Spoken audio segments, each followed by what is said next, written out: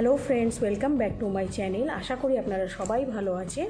আজকে আমি আপনাদের সাথে লাবড়ার রেসিপিটা শেয়ার করব, যেটা খিচুড়ির সাথে আমাদের খুবই খেতে ভালো লাগে।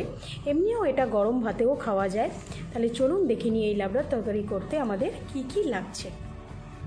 প্রথমে আমাকে একটা ভাজা মশলা তৈরি করতে হবে। তার জন্য আমি এখানে 4টে শুকনো লঙ্কা, 2 টিস্পুন মতো জিরে, আর আমি কিছু গরম মশলা, এটার মধ্যে আছে 5টা এলাচ আর 1.5 ইঞ্চি মতো একটু দারচিনি। এটাকে আমি খুব ভালো করে ড্রাই রোস্ট করে নেব। এটা আমার ভাজা হয়ে গেছে। এটাকে আমি এবার মিক্সিতে একটু গুঁড়ো করে নেব। এবার আমি এতে 2 টেবিল চামচ মতো একটু সর্ষের তেল দেব। তেলটা গরম হয়ে গেছে। এতে আমি এবার 2টো তেজপাতা, একটু শুকনো লঙ্কা, এখানে আমি 3টে শুকনো লঙ্কা দিয়েছি না ফাটিয়ে,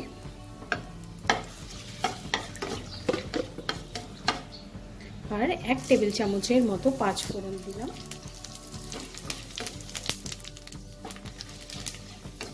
পাঁচফোড়নটা থেকে আমার সুন্দর ভাজা ভাজা গন্ধ বেরিয়ে গেলে এতে আমি 2 টেবিল চামচের মতো আদা বাটা অ্যাড করব।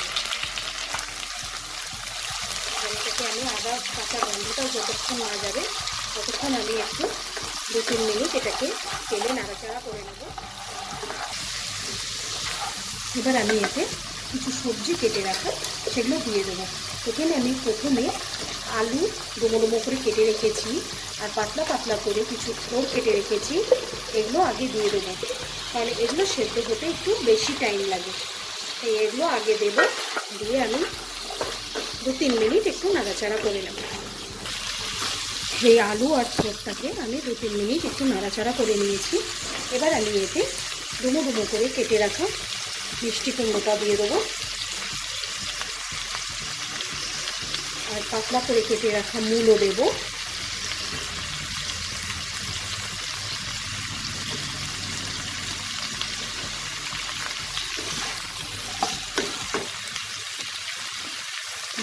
ডুমো ডুমো করে কেটে রাখা বেগুন দেব, লম্বা করে কেটে রাখা বরবটি দেব আমি,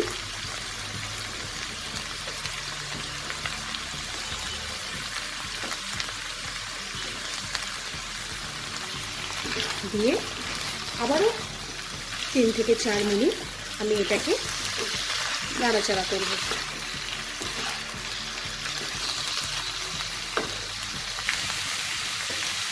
3 থেকে 4 মিনিট আমি এটাকেও নাড়াচাড়া করে নিয়েছি। এবার আমি লম্বা লম্বা করে কেটে রাখা ঝিঙে দিয়ে দেবো, আর একটু বড় বড় করে কেটে রাখা বাঁধাকপিটাও দিয়ে দেবো।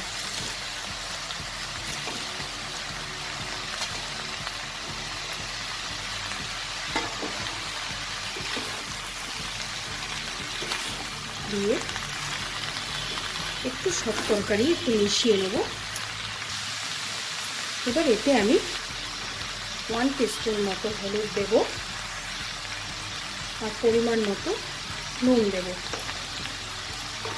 দিয়ে আমি এটাকে ভালো করে মিশিয়ে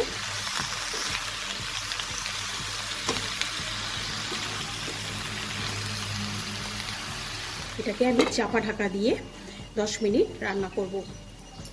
5 মিনিট পর আমি ঢাকাটাকে খুলে নেব। খুলে এটাকে আরও একবার মিশিয়ে নেব ভালো করে।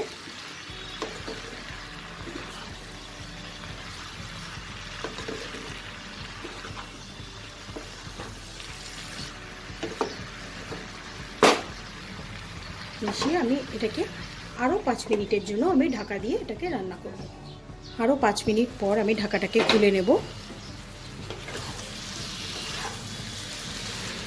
তরকারিটা আমার খুব সুন্দর মাখো মাখো হয়েছে। এবার এতে আমি আধমালা কোরানো নারকেল দেব,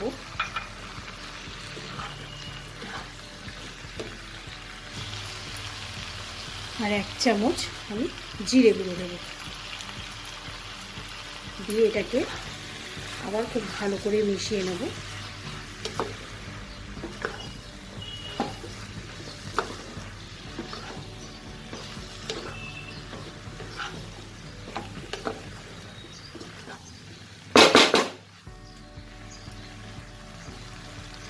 এবার আমি এতে খুব সামান্য একটু জল দেব।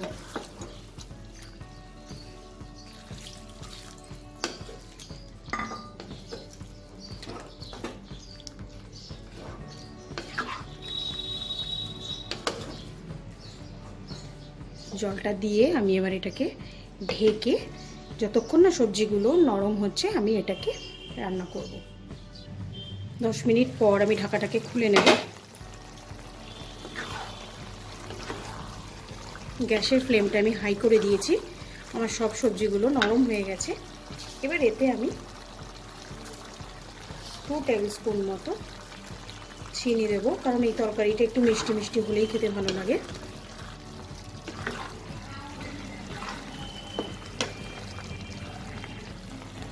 তরকারিটা আমার সার্ভিং করে নেওয়ার জন্য একদম রেডি।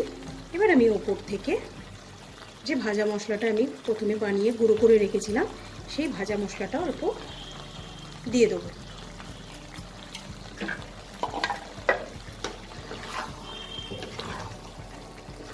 দিয়ে এটাকে ভালো করে নেড়ে আমি গ্যাসের ফ্লেমটা অফ করে দিয়ে এটাকে 10 মিনিট স্ট্যান্ডিং টাইমে রেখে আমি বেড়ে নেব।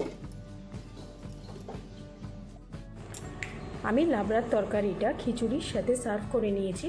তো আপনাদের যদি আমার এই রেসিপিটা ভালো লাগে লাইক শেয়ার করবেন আর আমার চ্যানেলটাকে সাবস্ক্রাইব করবেন। আজকের মতো বিদায় জানিয়ে শেষ করছি। বাই।